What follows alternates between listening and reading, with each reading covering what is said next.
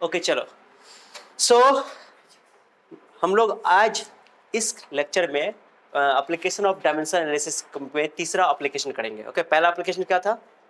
To check the correctness of physical relation. Physical relation में कोई formula है उस करेक्ट है कि नहीं है, डायमेंशनली करेक्ट है कि नहीं है, वो चेक कर सकते थे, है ना। पहला। दूसरा पढ़े हम लोग to change unit from one system to another, या सिंपली कन्वर्जन ऑफ यूनिट्स बोल सकते हो। And third is to derive physical relation among the physical quantities. Okay माने रिलेशन ड्राइव करना डिफरेंट डिफरेंट फिजिकल क्वांटिटीज के बीच में।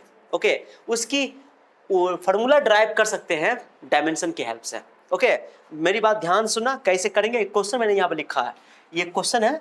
अब क्वेश्चन में क्या होगा, तुमको जब भी क्वेश्चन देगा ना तो क्वेश्चन में तुमको डिपेंडेंसी दे देगा कि वो फिजिकल क्वांटिटी, जिन फिजिकल क्वांटिटी के टर्म में या जिन फिजिकल क्वांटिटीज के बीच में हमको रिलेशन चाहिए वो किस किस पर डिपेंड करता है, वो क्वेश्चन में तुमको बोल देगा। ठीक है, अब इंपॉर्टेंट चीज सुनो, यहाँ पर से अभी बहुआ वाला क्वेश्चन स्टार्ट किया था, हलवा वाला क्वेश्चन, उसका थोड़ा क्वेश्चन का लेवल बढ़ेगा, बहुत आसान है। देखो कैसे ड्राइव किया जाता है।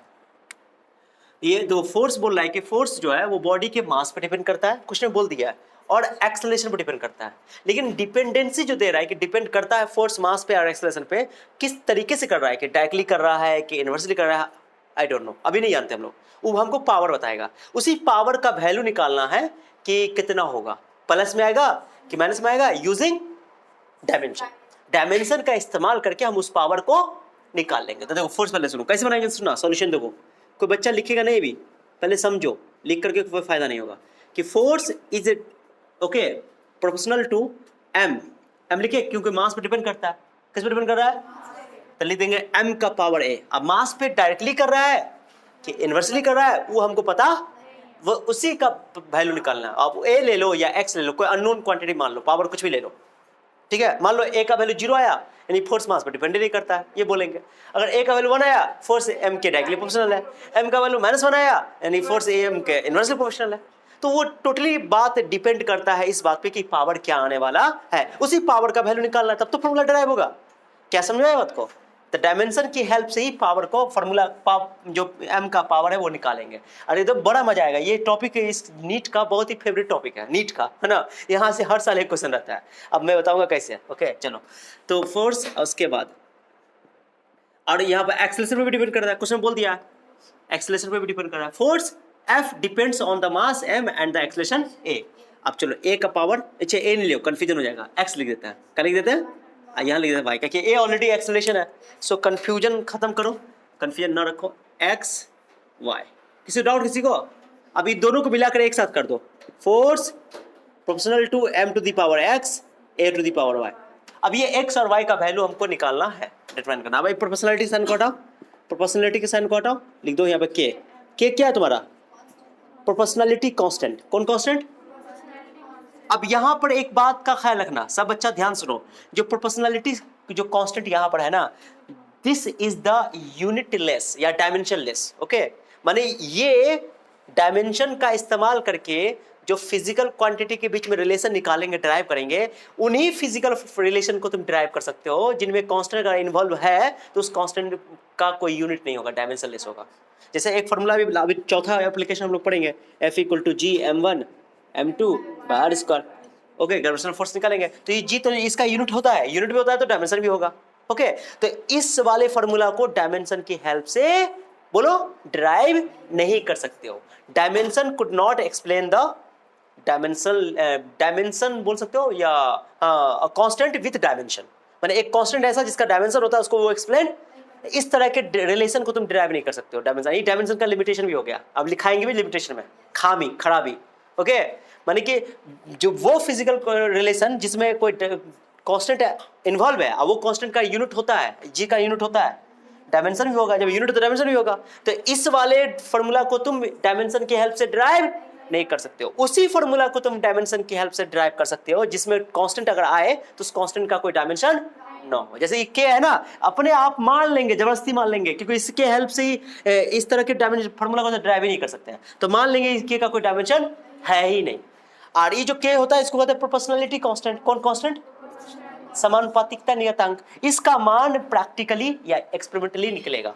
ओके मैंने लिखा था ना कि जो भी प्रोपोर्शनलिटी कांस्टेंट होता है वो जनरली एक्सपेरिमेंटली डिटरमिन्ड होता है मैंने बोला था ना, यहाँ ऑलरेडी क्वेश्चन में तुमको मेंशन कर दिया कि जो प्रोपोर्शनलिटी कांस्टेंट है उसका वैल्यू कितना लेना है, और 9 भी 1 बोलता है ना तो हम लोग आराम से 1 ले लेते हैं या के में ही छोड़ देते हैं आंसर, कोई दिक्कत नहीं। ओके, क्या समझा? वैसे भी इसका कोई डायमेंशन लेना नहीं है। चलो ये फॉर्मूला बन गया। अब अपना मकसद यहाँ से क्या है, ये समझा, लिमिटेशन समझे कि डायमेंशन की लिमिटेशन ये है, पहली डायमेंशन कि वो जो कांस्टेंट लेते हैं ना उस कांस्टेंट का कोई डायमेंशन नहीं होता है, माने जिसका डायमेंशन अगर होगा तो उसके हेल्प से हम फॉर्मूला डिराइव नहीं कर सकते, ये लिमिटेशन है। ओके, तो यहाँ पे जो भी फॉर्मूला डिराइव करेंगे उसमें मान लेंगे कि जो प्रोपोर्शनलिटी कांस्टेंट है उसका डायमेंशन नहीं है। ओके, यानी 1 है, बोल दो वो नहीं है तो क्या भेजा में गया। अब कुछ नहीं करना है, बस x का वैल्यू और y का वैल्यू निकालना है। अब हम लोग जानते हैं कि कोई फिजिक्स का कोई फार्मूला है तो पढ़े हैं हम लोग प्रिंसिपल ऑफ होमोजेनिटी, पहला फार्मूला कि जितना डायमेंशन इधर से होगा उतना dimension of the left side is equal to dimension of the right side. Left side का राइट साइड का डायमेंशन सेम होना चाहिए। ओके चलो आप सुनना जैसा मैं लिखूंगा यहाँ पे, नाउ बाय लिखेंगे by the principle of homogeneity, बोलो बाय द प्रिंसिपल ऑफ, क्या बोलता है कि the dimension formula of left side is equal to dimension formula of, okay, तो m एक पावर x का डायमेंशन, a की पावर y का डायमेंशन, और k का कितना लिख देंगे डायमेंशन 1, दिखाने की जरूरत नहीं, मैं लिख रहा हूँ 1। ओके, 9 भी बोलता ना तो कभी 1 ही लेते हैं, वैल्यू लो या डायमेंशन, डायमेंशन बनने का मतलब हुआ कि m0 l0 t0, बात खत्म, ठीक है ना। क्या भेजा जा रहा है 1 9 भी लिखेंगे तो काम चलो। आप फोर्स का डायमेंशन तुम लोग मुझको बताओ, लड़का में कोई भी फोर्स का डायमेंशन बताओ तुम दानिश, फोर्स का डायमेंशन बताना पड़ेगा ना तब तो यूज होगा, बताओ, इतना देर से बोलोगे, तुम बताओ। नहीं याद है, तुम बताओ, नहीं याद है, तुम बताओ, बैठो, नहीं याद है, तुम कोई चारों से, आप लड़की बताओ, चारों से जल्दी तुम बताओ, दो ये सबको याद है, खाली आकर के इतना तुम लोग सोचते गर्ल्स सब है, हाँ खाली आके गप मारते रहते हो। MLT -2 नहीं याद करवाएगा था, मैंने बोला था कि फोर्स का एनर्जी का डायमेंशन फॉर्मूला बहुत यूज होता है, ये याद नहीं बट कोई तुम हो सकता है तुमको दोष देगा, शर्मा नहीं चाहिए तुम लोग को। बताओ m को लिखो m का पावर x, एक्सेलरेशन है ना, अब एक्सेलरेशन पता है ना क्या होता है, LT -2 और उसका पावर y। थोड़ा ध्यान से यहाँ पेशेंस दी, मास को m लिख दिया, डायमेंशन डब्बा से हटा दिया, डब्बा को छोड़ दो, और पावर तो x ही है। एक्सेलरेशन का डायमेंशन फॉर्मूला होता है LT -2 मीटर पर सेकंड स्क्वायर होता है। अब आराम से कुछ नहीं करना है, बोलो कुछ नहीं करना। ओके देखो ना कैसे कुछ नहीं करना है, यहाँ देखो ना कुछ नहीं करना है, मतलब ज्यादा टफ नहीं है, बहुत इजी है। L का पावर क्या होगा जल्दी बताओ, L का पावर बताओ y, और T का पावर क्या हो जाएगा। ओके कोई दिक्कत किसी को। अब अपना काम है, बस अपना काम है कि बस यहाँ से पावर का कि दोनों तरफ डायमेंशन को बराबर करना। देखो m का पावर कितना है यहाँ बताओ, यहाँ कितना, x का वैल्यू कितना हो जाएगा जल्दी बोलो। मास के पावर को मास के पावर के बराबर कर देंगे, लेंथ वाले को लेंथ के और टाइम वाले को, चलो यहाँ y का वैल्यू बोलो, y का वैल्यू, L का वैल्यू y। अब तो टाइम वाले को करने की जरूरत नहीं है, हमको तो x और y का वैल्यू चाहिए, तो x का वैल्यू 1 आ गया, y का वैल्यू 1 आ गया, तो लिख देंगे इक्वेटिंग, लिख देना इक्वेटिंग मतलब बराबर करने पे, इक्वेटिंग। ओके इक्वेटिंग मतलब हाँ बड़ा, इक्वेटिंग द पावर्स, बोलो equating the parts. Okay same physical quantity को इक्वेट कर देंगे, डिफरेंट वाले को करना ही नहीं है तो कर दिया, बोथ साइड लिखने की जरूरत नहीं। चलो x का वैल्यू कितना हो गया 1 और y का वैल्यू कितना हो गया 1। आपको सर वहां से भी करी ना तो उससे कोई करोगे -2, टाइम का पावर कितना -2y को तो -2 कर दो, y का वैल्यू तब भी 1 आएगा। तो हमारा तो काम खाली x और y का 2 से कम बन गया, अपना ज्यादा टेंशन ही नहीं है ना, रख दो यहाँ पे। तो फोर्स का ये ना था फॉर्मूला, इसलिए फोर्स का फॉर्मूला हो गया तुमको, x और y निकल गया ना। चलो यानी कि k का वैल्यू तो 1 है, m का पावर 1, a का पावर 1, तो फॉर्मूला क्या हो गया F = अगर नहीं देता ना k का वैल्यू 1 तो हम k में ही छोड़ देते हैं, ये फॉर्मूला ड्राइव हो गया, आसानी से ड्राइव हो गया ना, हो गया। अब फोर्स पढ़े हम लोग ma F = ma पढ़े ना, जानते हैं हो गया ड्राइव, बहुत इजी है कि नहीं डेरिवेशन, और इजी है कि नहीं है, बड़ा इजी है। ये हो गया पहला फॉर्मूला, ये एप्लीकेशन हुआ ये कि कैसे फॉर्मूला ड्राइव करना है। अब दो जैसे जैसे दो यहाँ पर डिपेंडेंसी 2 क्वांटिटी पे, कई बार डिपेंडेंसी कितना क्वांटिटी पे देगा 3 पे दे देगा, 3 फिजिकल क्वांटिटी डिपेंडेंसी दे देगा, तो थोड़ा एक क्वेश्चन थोड़ा ज्यादा बनेगा, थोड़ा सा कैलकुलेशन बढ़ेगा और ज्यादा नहीं। बाकी 4 नहीं देगा तुमको, अक्सर 3 देगा या 2 देगा, 3 या 2। जैसे जैसे 3 से ज्यादा फिजिकल क्वांटिटी पे डिपेंडेंसी हो जाता है ना तो फिर उस केस में कैलकुलेशन क्या हो जाता है, कॉम्प्लेक्स हो जाता है। तो वो भी डायमेंशन का क्या है, लिमिटेशन है ना, डायमेंशन में लिमिटेशन है, बहुत बड़ा लिमिटेशन हो गया कि अगर मोर देन 3 फिजिकल क्वांटिटी पर डिपेंड कर रहा है कोई क्वांटिटी, तो उस केस में भी तुम फॉर्मूला ड्राइव नहीं कर पाओगे, एक क्वेश्चन से बनाना होगा, थक जाओगे, लंबा एक क्वेश्चन हो जाएगा। क्या समझ रहे हो तुम्हारे, तो यहाँ अक्सर 2 फिजिकल क्वांटिटी पे डिपेंडेंसी दिया जाएगा या तो 3 पे। क्लियर हो गया, हम लोग 3-4 क्वेश्चन करते हैं जो एनसीईआरटी में भी दिया हुआ है, पहले इसको अच्छा से, अभी क्वेश्चन है ये तुम्हारा क्या है, नोट करो, चलो अच्छा से नोट करो बढ़िया से, तो आगे बढ़ते हैं। ओके चलो ये क्वेश्चन नंबर 2 देखो, बहुत सारे बच्चे बना लिए हो, अब तुम लोग ट्राई करो। देखो यहाँ क्वेश्चन सुनो, क्वेश्चन नंबर 2 में क्या बोल रहा है कि सेंट्रीपिटल फोर्स का हमको एक्सप्रेशन ऑब्टेन करना है। ठीक है, क्वेश्चन एग्जाम में ऐसे पूछा जाता है, तुम लोगों को 11th क्लास के बोर्ड एग्जाम में भी क्वेश्चन पूछा जाएगा लॉन्ग टाइम में। ठीक है, अब मैं जो टेस्ट लूंगा तुम लोग का सब्जेक्टिव वगैरह सब दूंगा, तो ऐसा ही क्वेश्चन सब दूंगा। ओके, कॉपी से ही रहेगा, कॉपी से बाहर नहीं रहेगा, इस बात को याद रखना। सेंट्रीपिटल फोर्स को एफ मैंने बोल दिया। अब बोला फोर्स जो है वो एक पार्टिकल पे लग रहा है, उस पार्टिकल का मास क्या है, मैंने फोर्स मास पे डिपेंड कर रहा है, ये बोल दिया simple. Moving along a circular path with speed v, वो पार्टिकल सर्किल पे घूम रहा है, सर्किल के अलोंग घूम रहा है। ओके, एक सर्किल है ऐसे करके, पता ना सेंट्रीपिटल फोर्स होता है, मैंने बताया था। तो ये पार्टिकल एम मास का पार्टिकल, ये एम मास का पार्टिकल है, वो भी स्पीड से, स्पीड तो सेम है हर जगह, कांस्टेंट वेलोसिटी, हाँ कांस्टेंट स्पीड है। चलो, और रेडियस इसका करना है आर है, ये भी स्पीड से सर्किल में क्या हो रहा है, घूम रहा है।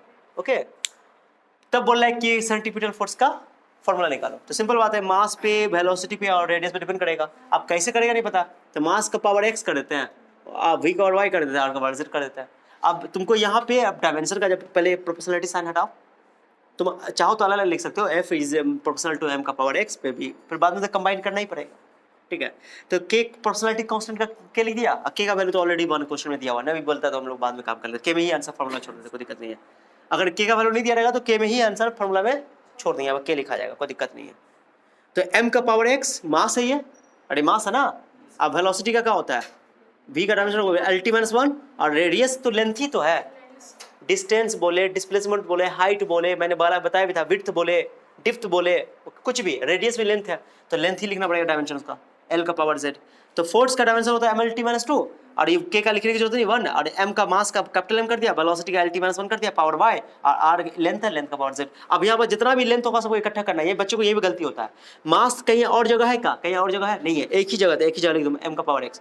लेकिन l का y पावर जो है इसका भी चलेगा, इस पे भी होगा, इस पे भी आएगा, तो l का पावर y और t का माइनस y से मल्टीप्लाई कर दो, तो 1 से मल्टीप्लाई माइनस y ना हो जाएगा, आए तो ये जो y है दोनों के लिए मल्टीप्लाई है, तो दोनों में आ जाएगा। तो l का पावर y, t का पावर माइनस y, कोई डाउट किसी को, और l का पावर z तो है ही है। अब l दो जगह आ गया, दो जगह, तो सेम बेस में पावर मल्टीप्लाई में ऐड हो जाएगा, तो y प्लस z कर देंगे, कोई दिक्कत किसी को, एक जगह l हो गया, एक जगह t हो गया, एक जगह m हो गया अकेला। अब बस पावर को बराबर करना है, मास का पावर 1 है, l का पावर 1 है, दोनों मास यहाँ x है, मास का पावर x, x का वैल्यू कितना हो जाएगा 1, और y वाला बराबर कर दो, माइनस y को कितना के बराबर कर दो, t वाले को t वाले के बराबर, t वाले को t के पावर को t के पावर के साथ, तो minus y equal to minus 2, minus y equal to minus 2, minus minus 1 cancel, तो y इक्वल टू 2 हो गया। अब आराम से बच्चे z का वैल्यू खाली निकालना है, अरे x का वैल्यू निकल गया, y का वैल्यू निकल गया, z का वैल्यू निकालना है। y plus z equal to क्या कर दोगे, लेंथ का पावर है ना, लेंथ का पावर y प्लस z, यहाँ लेंथ का पावर 1 है, तो y plus z equal to 1 कर दोगे। अब y तो निकाल चुके हो, 2 रख दो यहाँ पे, जो इजी निकल जाएगा, निकालना, दो उधर माइनस 2 हो जाएगा, 1 माइनस 2 माइनस 1 हो जाएगा। अब चुपचाप वैल्यू लाकर यहाँ पर रख दो, यहाँ पर लाकर रखना है, यहाँ पे k की वैल्यू तो 1 दी हुई है, नहीं दिया तो k भी छोड़ते हैं, और m का पावर x, x का वैल्यू निकाल चुके हैं, तो m का पावर 1, v का पावर y, y का वैल्यू निकाल चुके हैं 2 रख दिया, और z का वैल्यू कितना निकला माइनस 1 रख दिया। अब m b square r minus 1 तो नीचे लिख दो, हो गया प्रूफ। कितना आसान है, अरे बहुत ईजी है ना। अब कंफ्यूजन दूर हुआ। अब एक और क्वेश्चन लिखूंगा मैं, पहले इसको अच्छा से मिला लो, मैच कर लो, कोई डाउट है तो सही कर लो, क्वेश्चंस को मैच कर लो। ओके चलो, सो ये third question, this is very very important question. Okay, board examination के पॉइंट ऑफ व्यू से तो बहुत इंपॉर्टेंट है। तो ये जो फॉर्म क्वेश्चन है ना, ये सिंपल पेंडुलम जो होता है घड़ी में जो लगा रहता है उससे रिलेटेड है। ये जो इक्वेशन है ना, ये फॉर्मूला हम लोग आगे फिजिक्स में 14 चैप्टर में पढ़ेंगे, सिंपल हार्मोनिक मोशन नाम का एक चैप्टर है, तो उसमें हम लोग सिंपल पेंडुलम का ये फॉर्मूला फिर से ड्राइव करेंगे। और ये बहुत ही सरप्राइजिंग एक क्वेश्चन आया है, जो अभी ड्राइव हुआ नहीं है, अभी कैसे आया वो बताता हूँ, बट ये क्वेश्चन बड़ी सरप्राइजिंग है। कहता है कि time period of the simple pendulum does not depends on its मास। बहुत इंपॉर्टेंट है, मास पे डिपेंड नहीं करता, क्योंकि मास m पावर 0 आ गया। जो बॉब लगा रहेगा वो गोल वाला बॉब नहीं, या तुम ऐसे पेंडुलम तो खुद बना लो, रस्सी लगा दो, लटका के देखते रहो, तो बॉब जो मास लटका है ना, बॉब कहते हैं, उसमें जो लटका हुआ मास है, टुकड़ा जो भी है, बॉब बोलते हैं उसको, क्या बोलते हैं हिंदी में, बोलते हैं गोलक। ठीक है, गोलक, ठीक है बॉब। तो बॉब के मास पे डिपेंड नहीं करता, कहते मैंने एक चक्कर लगाने में टाइम पीरियड का लगा होता है, एक चक्कर में कितना टाइम लगा, तो एक चक्कर में चाहे तुम मास 2 kg का ले लो, अगर तुमने लेंथ को चेंज नहीं किया, ठीक है, लेंथ को चेंज नहीं किया, और जहाँ पे एक्सपेरिमेंट एक बार किए तो वहीं पे कर रहे हो, लेंथ को चेंज नहीं कर रहे हो, ओके, तुम बिना लेंथ को चेंज किए, ओके, और उसको तुम्हें एक्सपेरिमेंट करो, एक बार 2 kg का बॉब लगा दो, एक बार 5 kg बॉब लगा दो, टाइम पीरियड सेम रहेगा। बड़ा सरप्राइजिंग है, थोड़ा देर के लिए सोचोगे तो थोड़ा अजीब लगेगा, है ना, कि भारी भी लगा देंगे तो उतने देर लगेगा, हल्को लगा देंगे तो उतनी देर लगेगा एक चक्कर लगाने में, ये कौन बात है सर। इसलिए कह रहे ना कि सरप्राइजिंग एक क्वेश्चन है ये। तो याद ना, वैसे तो आगे चैप्टर में पढ़ेंगे ये डिटेल से कि सिंपल पेंडुलम का टाइम पीरियड और उसके ऑसिलेशन का टाइम पीरियड मास पे डिपेंड नहीं करता है, मास से स्वतंत्र होता है। मास चाहे 2 kg का हो, चाहे 4 kg का या 50 kg का, मास अगर लेंथ चेंज नहीं करोगे तो टाइम पीरियड चेंज नहीं होगा। That is very surprising. Okay चलो, तो क्वेश्चन में बोल दिया है टाइम पीरियड, क्वेश्चन बनाया है, ये फ्रेम किया गया है। अब मैंने मत बोलना सर क्वेश्चन में लिखा हो मास पे डिपेंड करता है, अरे ये मास लेकर चलना है, अब मास का पावर 0 आ गया तो डिपेंड नहीं कर रहा, अपना क्वेश्चन फ्रेम किया गया है। Okay, so the time period of oscillation of simple pendulum is found to be depends on mass m and bob of the bob का मास, किसका मास, and length of l and acceleration due to gravity g। g मतलब acceleration होता है, acceleration को ही g कहते हैं। तो यहाँ पर g लिखा हुआ है, g ले लेंगे, find expression for 8। ओके चलो, k की वैल्यू 2 पाई लेना है, क्वेश्चन में दे दिया तो ठीक है ना, तो k के भी टर्म में आंसर छोड़ देंगे। फिर ये बच्चा कंफ्यूज था, ये 2 पाई लास्ट में पुट किया जाता है, ये k का कोई डायमेंशन नहीं है, प्योर नंबर है, यहाँ पे डायमेंशन यहाँ 1 नहीं रखना है हमेशा, ठीक है। अगर कोई ऐसा कांस्टेंट है जिसका डायमेंशन होता है तो उसका तो हम डिराइव ही नहीं कर सकते हैं, ठीक है, इस मेथड से फॉर्मूला डिराइव नहीं कर सकते हैं।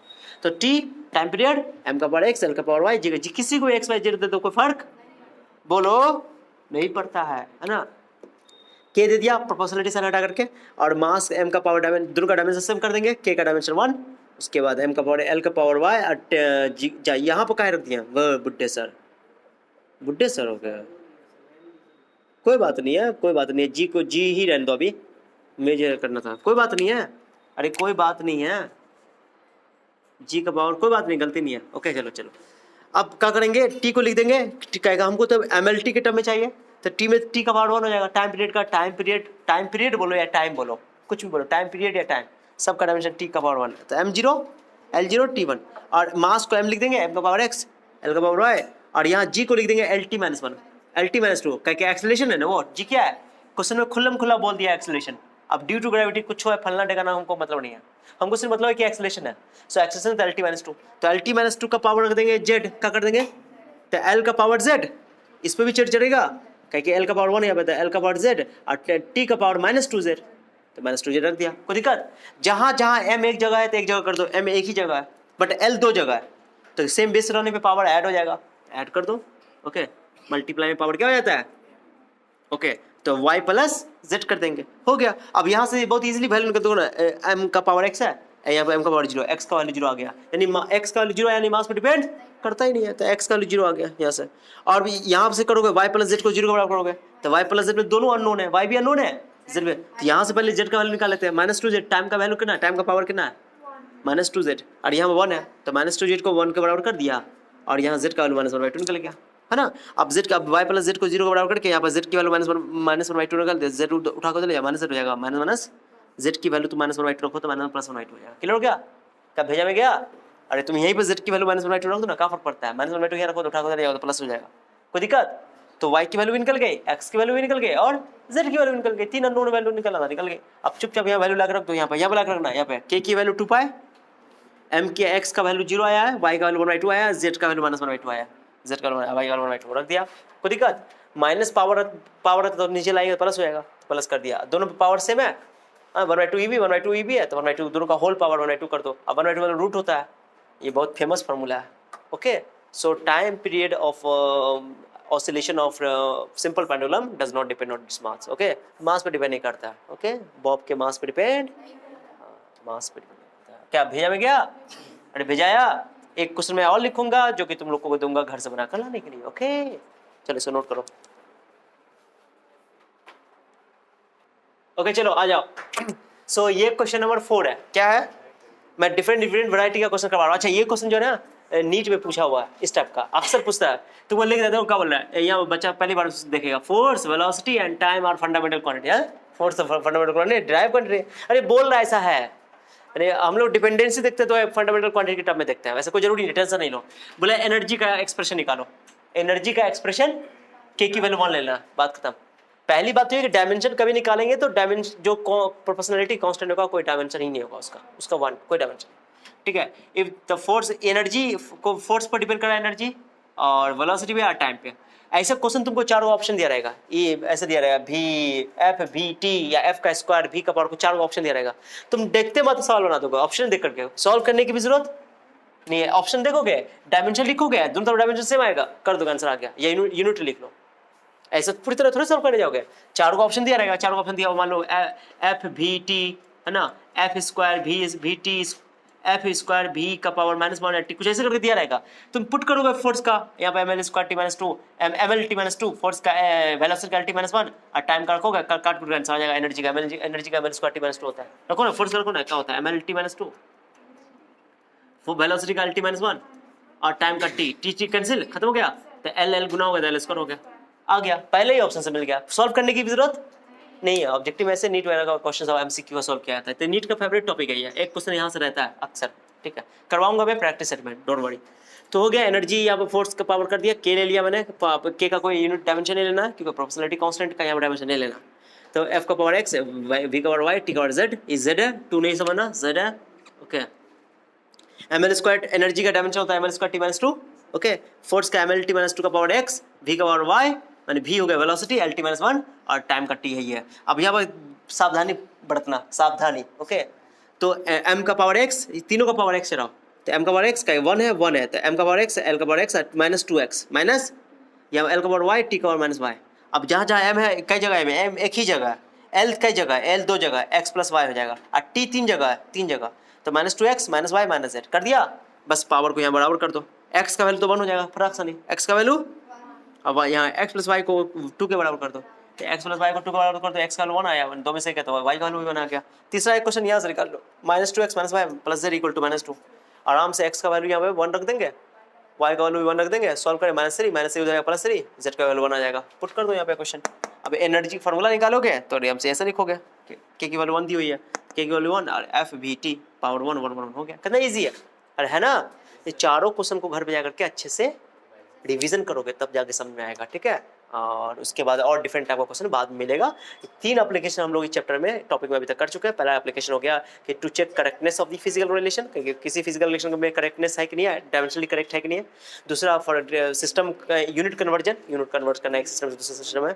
और तीसरा है ड्राइव रिलेशन ड्राइव करना फिजिकल क्वांटिटी के बीच में, ठीक है। और चौथा पढ़ेंगे किसी डायमेंशन माने ऐसा कॉन्स्टेंट जिसका डायमेंशन होता है उसको निकालेंगे, ठीक है। वो बहुत ईजी टॉपिक है, वो 4 हो गया। उसका लिमिटेशंस पढ़ लेंगे, क्या पढ़ लेंगे, डायमेंशन एनालिसिस का क्या लिमिटेशंस है, लिमिटेशन पहले खामी बता दिया, लिमिटेशन क्या, पहला कि पहले ही बता दिया नहीं, डायमेंशन लेस कांस्टेंट जो होता है, जो डायमेंशन वाला कांस्टेंट होता है उसके बारे में कुछ जानकारी नहीं देता है, क्लियर हो गया ना। पहली बात। दूसरी बात भी अभी पढ़ेंगे कि प्लस वाला भी जो भी फॉर्मूला बने, सारे फिजिक्स के जितने फॉर्मूले सब इससे ड्राइव नहीं होता। यहाँ पे 3 से ज़्यादा फिजिकल क्वांटिटी हो जाएगा, वहाँ पे ये कॉम्प्लेक्स हो जाएगा, ठीक है। उसके अलावा प्लस माइनस में रहेगा, वहाँ पर प्रॉब्लम। फिर साइन कॉस कहीं पर आ गया तो वहाँ पर कहेगा साइन कॉस का कोई डायमेंशन नहीं है, तो वो डायमेंशन कहेगा कि हम भाई से बातें ना करेंगे, कहीं स्कैन ही नहीं कर पाएगा उसको, तो सब बात करेंगे आगे, है ना, नेक्स्ट लेक्चर में लिमिटेशन में बात करेंगे। Okay, that's all.